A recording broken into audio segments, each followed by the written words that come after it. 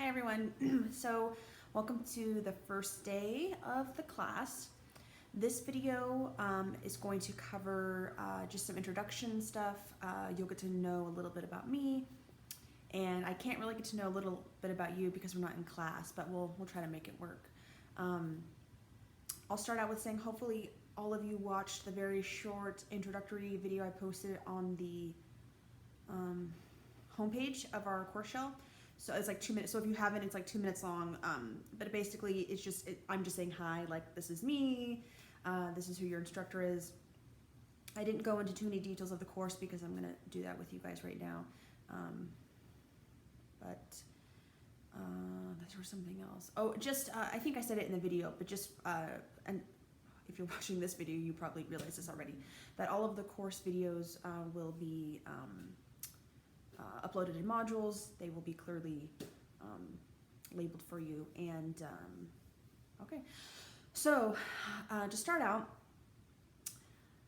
I went back and forth about how I was going to do the video setup. So you're probably wondering, like, how are we going to do this as a lecture if, like, I don't see the PowerPoint? Like, how's this going to work?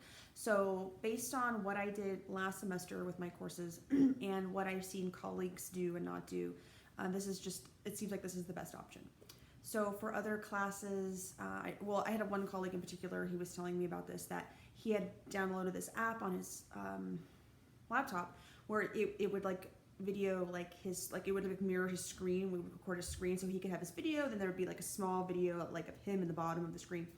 But the video quality wasn't that great. And this worked well for me with my students last semester. So basically what I suggested, and they did this, was you have this video of me just talking. You can pull this up on your screen as big or as small as you want. You can also then pull up the PowerPoint for whatever I'm talking about, you know, right next to it, as big or small as you want. So that way the video quality is just better. And if you don't really want to see the PowerPoint at any given time, you can just, you know, watch the lectures on their own. So I hope that answers that question that I'm assuming you guys probably have. So the PowerPoint that I'm going to be going over right now, it's already uploaded in your Canvas shell, and it's titled like, oh crap, First Day Introductions. That should be there for you.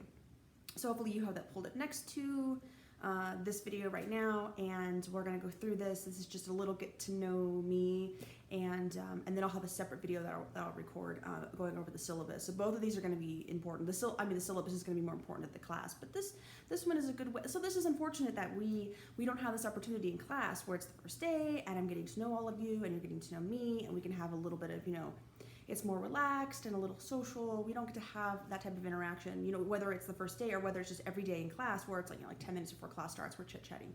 We don't get to have that kind of interaction, and I really appreciate and I miss that interaction. So, but, you know, this is the way things are going to be for, you know, at least the fall semester, so we're just going to have to deal with it. But instead of just posting a bunch of stuff online and being like, okay, guys, you know, do it, I wanted to try to kind of mimic this in-person thing. And also to that point, I might do live lectures. I know there's been some discouragement from CSN because it really depends on what students have access to in terms of like Wi-Fi access. Although if I did something live, I would just archive it so you guys could view it later. Anyway, if I decide to do that at some point, because I know some of you might want to have that, like, you know, be able to ask me questions in real time. If I do decide to do that later on, I'll let you guys know. But for now, they're pre-recorded. So if you're watching this like on well, our class is on Wednesdays. So if you're watching, if you've dedicated, you know, time to sit down on Wednesdays and do it, I've probably recorded this like on Sunday or Monday or something like that.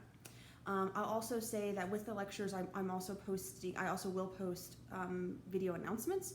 I usually do that once a week, sometimes more, just depends. But usually if, like for example, a student emails me a question and I think it's a question many of you might have, I might make a 2-minute, you know, video saying, hey, this is a question a student had, here's the answer to that question. So I'll do that. Or if something comes up in the class where like maybe, you know, there's been a change to the syllabus, I would post an announcement about that. And I usually post announcements to remind you guys about assignments, like, you know, for example, like maybe 3 days before the exam is due, I'll post an announcement, you know, going over some details. So just like I said on the homepage, just stay up to date on the announcements and the video lectures and you should be good.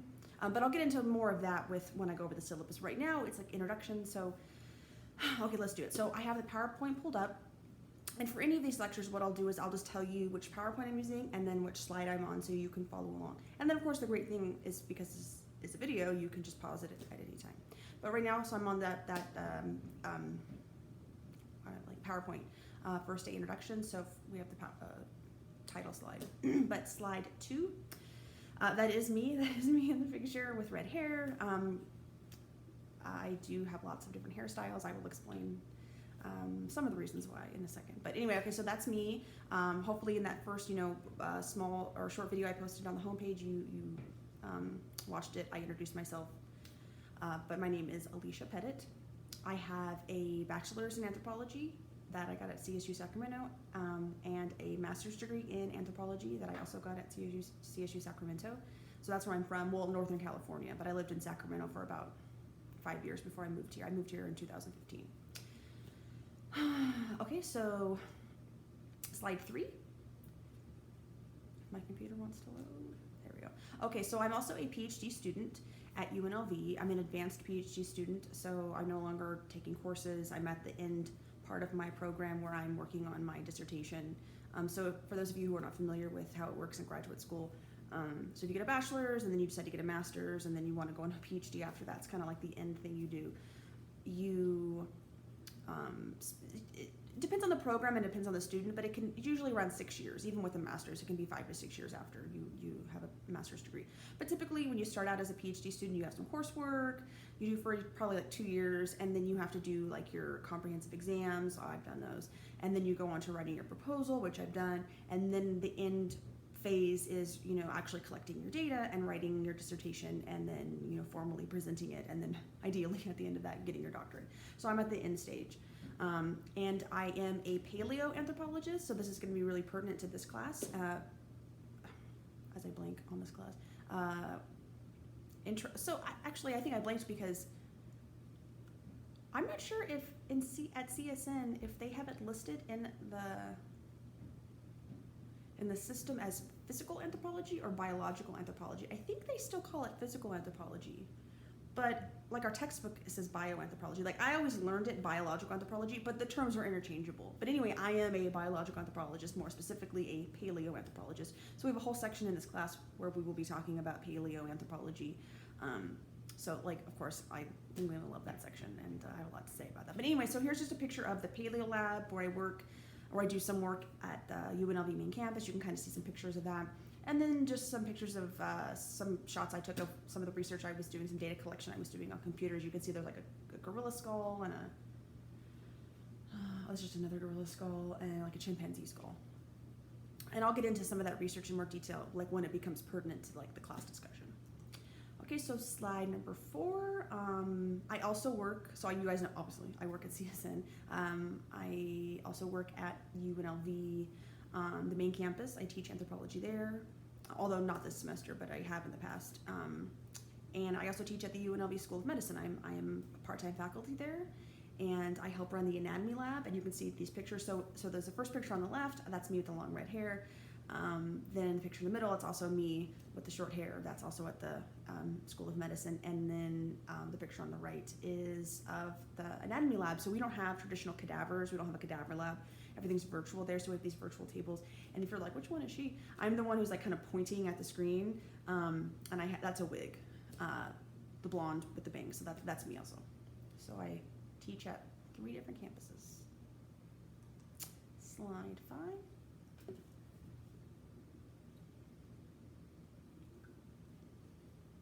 So for the next, I think like 2 slides, I have just some pictures of some conferences.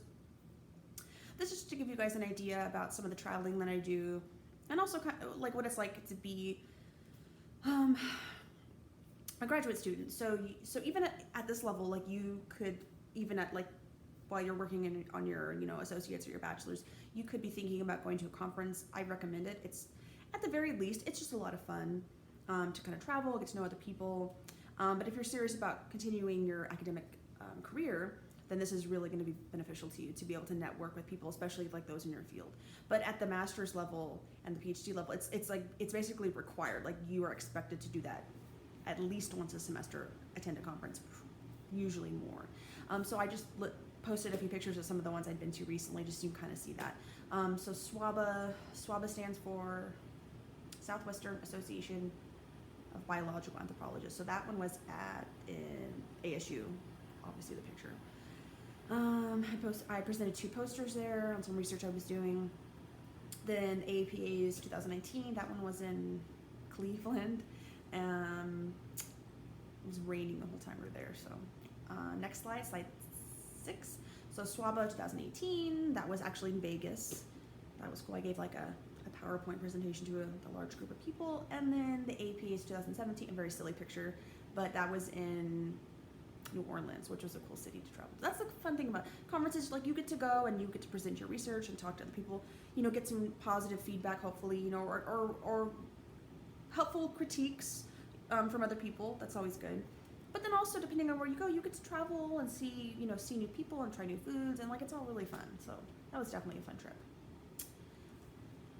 Slide 7. So I had the most amazing trip. I went to Ethiopia in December and January of last year. I was there for about 2 weeks, and I was in the capital, Addis Ababa, beautiful city. I had just an incredible experience with, myself and a colleague, we went to the National Museum. The purpose of our trip was to deliver, like as a gift, a 3D scanner and 3D printer and the software and all this other stuff to the National Museum. It was a gift, and hopefully to foster future like networking and research opportunities. But we took that there, all that equipment, we had it shipped, and we took some of it like with us in the airplane. And then we trained the employees there how to use all the software, how to scan items, how to troubleshoot, how to print 3D. So that's why we were there for a couple weeks. But it was an amazing experience. The traveling was horrific. Like, we had missed our flight. So our first flight was Vegas to Boston, and then Boston to Qatar, and that flight was like 12 hours. But we got delayed in Boston because there was ice on the wings, so we had to wait. We were probably like 40 minutes delayed, and we knew, like, before we got like on. The flight had just started, and we knew we were going to miss our connecting flight in 12 hours because the layover was so short. We weren't the only ones. Anyway, so we had to have an extra flight just to get there. So it was from leaving my apartment in Las Vegas to go to the airport, leaving my apartment, to getting to my hotel room in Addis Ababa was about 50 hours total. Like, and that's including like the time difference. Like, it was just 50 hours of travel. Now there was like layovers and stuff. And I was like exhausted. But the trip was great. So slide 8. So just some more pictures of that. You can see the pictures of us in the lab. We were kind of put into this this room, and it was like a storage room, and they were converting it. So we were kind of like, it was in transition while they were stuff in the background, like they were storing and trying to move out, and we were bringing our equipment in. So it was fun. You can see, I think the picture in the middle, you can kind of see me on the side. I have blonde hair. I'm going to turn it, but that's me, you know, showing the employees how to work some of the software. And then, of course, the picture on the top left, that's me enjoying some Ethiopian wine. The wine was amazing. The beer is amazing. The coffee is like insane. And the food is, when people ask me what was your favorite part of the trip, I know as an academic, I'm supposed to say, oh, the museum. The food. The food was the best part for sure. It is like the best food I've ever had. It is so good. If you had Ethiopian food, then you know what I'm talking about. If you have not, then I highly recommend it. We have a few restaurants here in town. I haven't been to any only because they've been closed, or they have takeout only. I've been waiting for them to have dine-in because it's an experience. So you want to have that experience with the dine-in. Anyway, but I was just on Google like 2 days ago, and I saw that one of them is open. I'm like, ooh, okay, I'm gonna go. Can't wait. Okay, so slide 9. Okay, to get to know me a little bit better, I've listed some hobbies. So I love baking, I love cooking, I love baking. I especially love baking. I'm always baking treats. You can see the picture. That was like at Thanksgiving last year.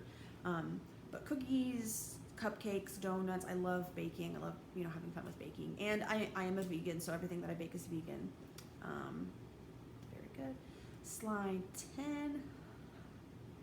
So this one, because everything's been closed, this is kind of like in limbo right now, but I was learning to ride a motorcycle. I started taking the course, but then when everything closed, it just, put a pause on all that, but it's still on my bucket list. It'll happen. It's just, kind of paused. I have all the stuff. I have all the equipment, obviously, for my selfies. Okay. Slide 11. I don't know. I made this PowerPoint. I don't know why I keep getting surprised by what's on the next slide. I love wine. Who doesn't love? Well, I forget a lot of you are young. Like a lot of you are under 21. That isn't like I don't know your life. Maybe you drink wine. I don't know, but wine is amazing. I do drink, and this is weird. Like I noticed this. I remember this. Like putting this PowerPoint together a while back. But I'm wearing the same dress in those photos. It's not like my wine drinking dress. I don't know. It's just a very weird coincidence. But that is me. So on the left picture, that's my hair. The dark hair with bangs. That's my hair. The one on the right is a wig. You know, trying to have a little fun. Slide 12. Okay, so my two babies, and in fact, oh, I think there's Alice right there. Yeah, and I think Waffle might have been in the background a minute ago. I don't know. She'll be walking around. So Alice and Waffle. Alice is the black one. Waffle is the cream colored one. They are both 10. They are my spoiled princesses as per the pictures on this PowerPoint. They are the best. A lot of personality. Slide 13. I also have two rats, Maggie and Carol. I saved them from becoming snake food. They're a little standoffish with me, but they're coming around. For those of you who don't know, or for those of you who have rats or other small animals, you know, they're very smart, especially rats. Like I always think of them as like little tiny dogs. Like they're really smart. In fact, I think they're smarter than my dogs. They're very smart. And then I did have a hamster named Tater Tot or Tater, but she passed away, but I still included the picture of her.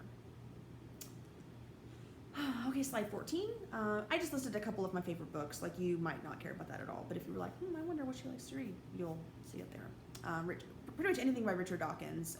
I've read quite a few of his books, but The Selfish Gene I've read it like 3 times. It's still probably my favorite book. And then The Bell Curve. I read this one recently. It's very big. I'm not telling you go out and buy this, but if you had it had been on your list of maybes, I would recommend it. And then slide 15. So of course, like everyone, I enjoy spending time with friends. You know, there's some pictures of here with me with all my friends, and I have different hair in most of these pictures. Some are wigs, some are not. But there you can see having fun with friends. And then slide 16 with family. So I do not have any children. I do not plan to have children. In fact, in 2014, I had a procedure, so I cannot have children. I do not regret that decision in any way. You know, it's just not for some people, and it's not for me. But I love my 2 nieces. They are just the best. They came for a visit with their mom in June, and so we had fun as much as we could, you know, with everything kind of being closed. But you can see from the pictures, we had fun dressing up and going out and getting food, and then we went hiking, went to the 7 Magic Mountains. We had a lot of fun. Okay, slide 17. Now to get a little more personal with you guys.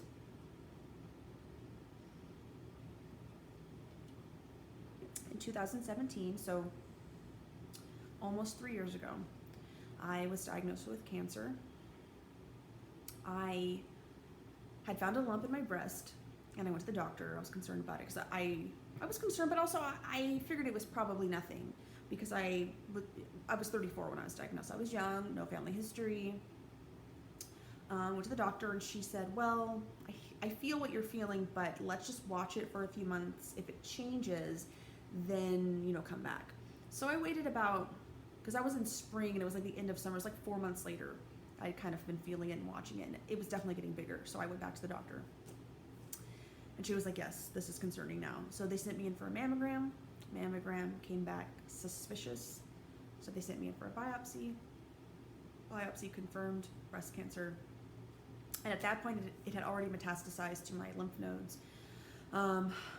Fortunately, I had a type of cancer that was it was common type of breast cancer, so there's a lot of research behind it. So the care plan was very standardized. So my doctor, it's an amazing oncologist, and she was like, this is the game plan for what we're going to do for you: chemotherapy, surgery, radiation, medication.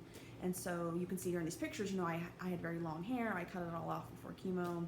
Went through 5 months of chemotherapy. Ended up having to have 2 surgeries.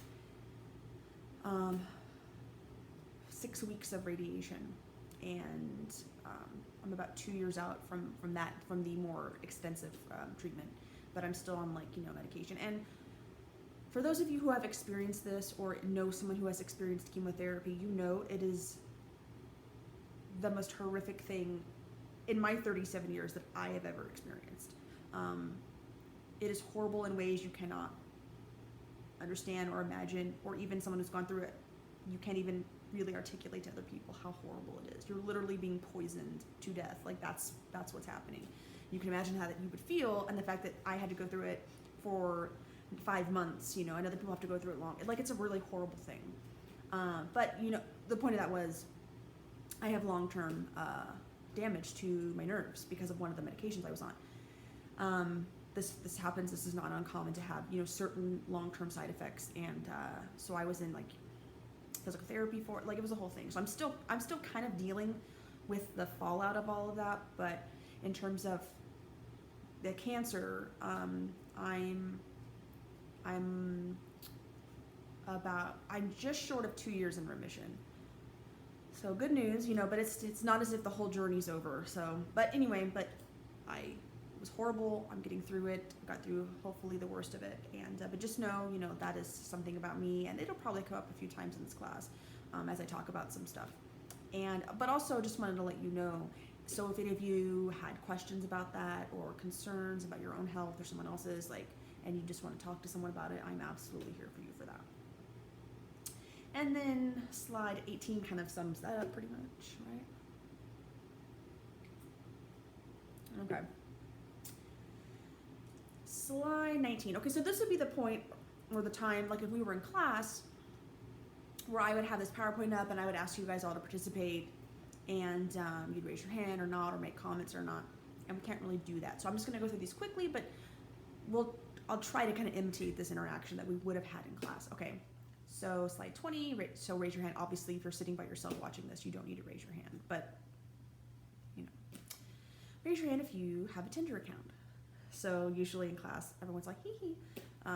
But also this kind of goes along with the next question on slide 22, or have used any kind of dating app or website. So in this class, when we talk about human mating strategies and sexual selection, this is going to be important. And it's unfortunate that we're not in class, because sometimes I get some really good stories that we can share with each other. Now, we have the discussion board, and when I talk about the syllabus, I'll go over like the discussion boards, but hopefully that'll kind of replace some of this. And so I will take some of that information from the boards and kind of try to, I'm blanking on the word, add it to the lectures on those, so we can try to kind of simulate that class discussion. Slide 23, are you married? Or slide 24, do you want to be married someday? Or slide 25, do you never want to be married? So this is also going to be part of the discussion when we talk about like human sexuality and you know, sexual selection and mating strategies, that these types of things will be important to the discussion. What about 26, practice monogamy, or 27, practice non-monogamy? So when you are in a relationship, is it just you and that person, and you don't see any other people, you don't cheat on that partner, you don't have an arrangement where you see other people, you know, consensually? Or do you practice some form of non-monogamy? Do you have like an open relationship, or you polyamorous, or, you know, something else? So this is going to be important when we talk about humans and as mammals and primates, and how culture kind of sometimes, you know, how those two things can, you know, work together or not sometimes, and why that's important to know. Okay. 28, do you have children, or do you want children? Children. Do you have children, or do you want children? Or slide 29, are you child-free? So obviously reproducing, the choice to reproduce or not, or having the option to choose that or not, is going to be important when we talk about inheritance, genetics, the evolutionary process. And then, okay, so slide 30. So before I say this question, so depending on which website you're looking at, like these generation, like sometimes it'll say like, oh, 85 or 84 or 79. Like I would say 85 is the one I have seen the most, and typically we see like a 20-year segment, like baby boomers to Gen Xers to millennials. Although with the stuff, like, because technology is changing so much, and a lot of these are, you can't really base on just a time period, you have to base on certain technologies, it gets a little like muddled. But I would say I usually stick with 1985. So if you were born before 1985, like myself, you're a Gen Xer. Or so usually in the class, I think there's like 32 of you. I usually will end up having like 1 or 2 or 3 who are Gen Xers as well. Or are you born after 1985? So are you a millennial? But also, like I said just a minute ago, typically we see like every 20 years, so like 65 to 85 are Gen Xers, but so 85 to 2005 would be millennials. But now I'm seeing a lot of like, well, it's 85 to 2000. It's not a 20-year segment anymore. It's like a 15-year segment because how technology has really changed, especially like in the last 20, 25 years. Maybe if you're young, if you're 18, maybe you don't consider yourself a millennial. Maybe you're, I don't even. What's the generation after that called? I forget. But maybe, unfortunately we can't have these class discussions on this, but just something to think about. How many of you are an anthropology major? Slide 32. Or this kind of goes with slide 33. How many of you don't really know what anthropology is? I'm sorry, this whole time I have like a dog hair on my nose. It's driving me crazy. Okay. When I took this class, Intro to Biological Anthropology, I was a fashion major. I had plans on going to art school. This was years ago. Let me think about it. 11 years ago? Oh man, 10 years ago. I had these dreams of being, a fashion designer. It was pretty good. I was fairly creative. I planned to go to art school. I was getting an AA just so I could transfer to art school, and I had to take a science requirement. And so I was like, well, I'd always been like, smart, but I didn't want to take some hardcore science class like chemistry lab that I really didn't think I would use. And so a friend was like, why don't you take the anthropology course? I was like, okay, I don't really know what that is, but I kind of Googled it, like humans. Okay, cool. That sounds interesting. I'll take that. And I didn't really know what I was getting into. And it changed my life. Obviously now, this is what I'm spent the last, decade working towards, focusing on this career in anthropology. I love it, but it was because of this class. So if you are like, I hope she doesn't think I'm weird that I don't even know what anthropology, like I didn't know. Your own instructor of this class did not know. I did not know, but I took the class and I fell in love with it, and I was like, oh my God, the world makes sense now. How did I not know about any of this? And I still talk. So my professor back then, I still talk to her, and I've let her know, hey, I'm switching my major. Hey, I'm getting my bachelor's. Hey, I got my master's. Hey, I'm starting a PhD program. And so she's just been like, it's so cool to see, So I always hope that I have a student like that who will be like, I took your class and I decided to change my major. And, I didn't even know what anthropology was. So I don't know. Interesting story though. But I still do fashion and stuff like that sometimes. Like it's still part of my life. Like I still enjoy being artistic, but it's just not something that I, want to do as a career. Okay, so next slide 34. Are you religious? We will be talking about early forms of religion in this class with like Neanderthals and early humans. Or slide 35, do not practice religion. So some of these concepts and ideas will be important when we talk about that in class. And let's see. 36. How many of you think the man should pay on the first date? Or slide 37. How many of you think you should split the check on the first date? So I asked this question to my students in previous semesters, and often what they say, I've gotten this answer quite a few times, is the person who should pay is the one who asked the other person. So if the female asked the male out, then she should pay, and if the male asked the female, then he should pay. I was like, that makes sense. But I also see a lot of people saying, I'll split it evenly, or about, give or take. But every once in a while I'll get someone to be like, no, the man should pay on the first date. And there's no right or wrong answer. I'm just asking your guys' opinion on this. This is going to be important when we talk about sexual selection and mating strategies. Like, why do we think one over the other? What are the evolutionary, implications for? Because there's always an evolutionary implication for anything we do. That's going to become clear very soon in this class. And so 38, slide 38, how many of you live with your significant other but are not married? So most of you are fairly young, so you probably don't, although some of you might, so maybe. And some of you might even be married, even young or older, but that's definitely, like I said, another interesting thing we'll talk about in terms of sexual selection, mating strategies, and sometimes how culture can be affected by and or affect these practices. Slide 39. Okay, some more serious questions now. How many of you know the steps to the scientific method? If I gave you 5 minutes to think about it, could you, not in any great detail, but could you probably remember them? Most of you are probably thinking, okay, I learned this in elementary school. Observation, hypothesis, yes. We will be talking about that in this class. Slide 40, how many of you know the difference between mitosis and meiosis? Like at a very basic level, like superficial, like a general difference between the two. If you don't, we will be talking about that in this class. Do not worry, this is not a biology course.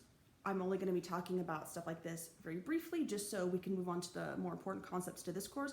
But it is important. Like we're going to have some very brief conversations about genetics, DNA, mitosis, and meiosis, just so we have a little bit of a background when we start talking about like inheritance and evolution, that we're kind of clear on some of those, background topics.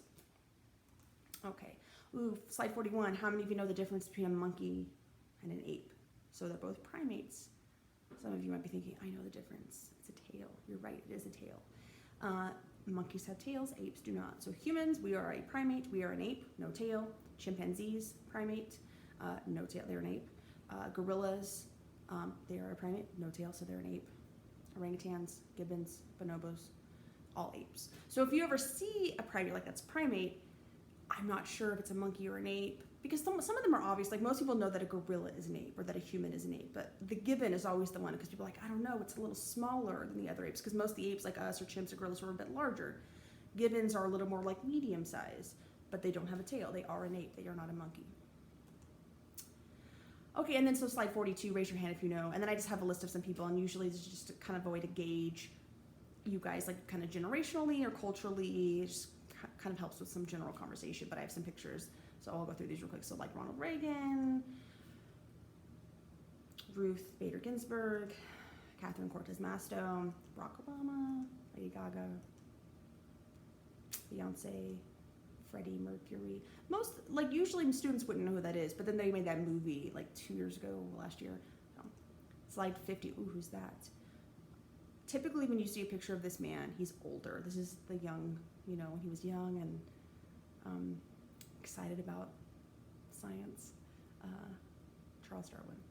And then we have, after that, slide 51, Jane Goodall, very famous primatologist. Most people are familiar with who she is. She did some amazing groundbreaking, like we'll talk about her later, groundbreaking work with chimpanzees. And then slide 52, the last slide, Stephen Hawking. I blanked for Stephen Hawking. Okay, so like I said, this is just a little you got to know me. I didn't really get to know you because I kind of just answered my own questions, but hopefully you kind of participated in this. So that's pretty much it for this PowerPoint and this video, just a little get to know each other. You got to know me a little bit. There will be another video posted at the same time as this one that goes over the syllabus. Please watch that one. That's going to get to the more like nitty gritty of this course. But otherwise, that's it for this. This is just a way of saying hello. Hopefully this also facilitates some great interactions between us all in the class as much as possible with an online class. Hopefully put you at ease that I'm just a person. I'm not like a robot behind a computer. I'm a real person, and I enjoy what I do, and I enjoy teaching, and I'm here for you guys throughout the semester. Okay, so I will see you guys in the next video.